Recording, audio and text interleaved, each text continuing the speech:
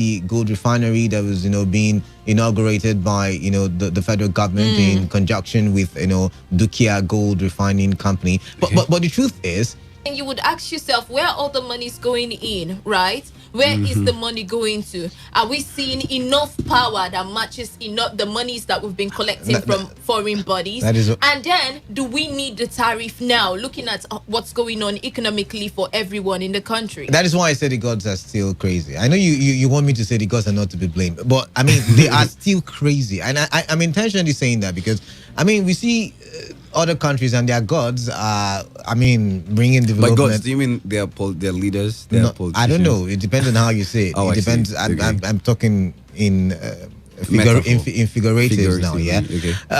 The truth is, how can you increase tariff when you've not increased productivity? When you've not have to do with the federal government. I feel like the private companies also have a role. They also have a role to play. I say this because they decided to they bid, right, to take over the company.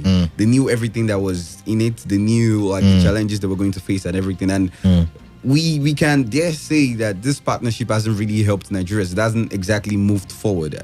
I mean, still the same from 2003, 2005. Well, they gave us a glimpse of hope. From 87. Yeah, they actually gave us a glimpse of hope. It was good at first. They gave us a glimpse of hope.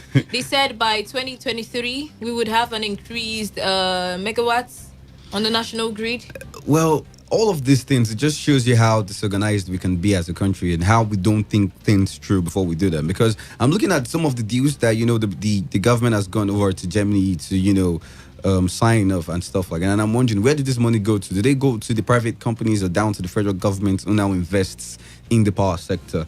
By the way, the Senate president was talking, I think, about 2 days ago, and he was talking about how Nigeria loses $29 billion annually to power sector failure. And he was stating this in Abuja while, talking on the power sector recovery plan and the impact of the COVID-19 pandemic.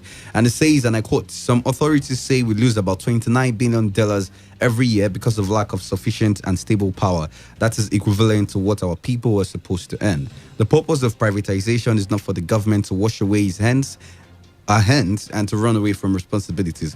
It is an admission by the government that first, it doesn't have the resources required to move this sector forward, and it is also believed that investors who would come to invest in that sector would have the financial capacity and muscle. Now, it shows you that we lose this amount of money, $29 billion, by the way, to lack of electricity. Now, these monies could go elsewhere. These monies could go into diversification, industrialization, and many other things which would further bring money into the country. That is not to even talk about the number of investors that we lose daily. And what do investors bring about? Investors bring about development. Investors boost the economy. Investors bring about industrialization and many of the things that we cry about. Even employment, revenue generation. You see, directly or indirectly, the fact that we don't have steady power supply means we don't have employment at the end of the day, because we don't have steady power supply, no investorship, no employment. All right. And the government isn't looking like they're going to do anything about this pretty soon. Let's leave power and go to agriculture.